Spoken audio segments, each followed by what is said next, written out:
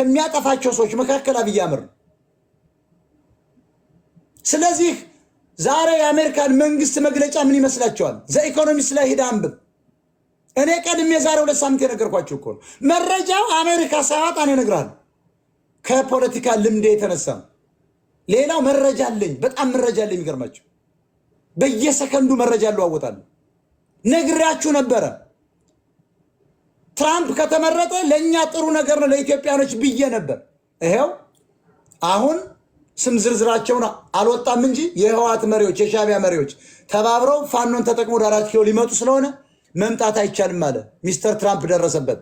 እኛም ሰርተንበታል። በድርጅታችን በኩል በምጽአት አማራ ዓለም አቀፍ ንቅናቄ በኩል ህወሓት ትግልን አከርካሪውን ሰበር ነው። እልል በል። አስሚ አማራ ነኝ። አስረግጬ ነው የምነግርህ።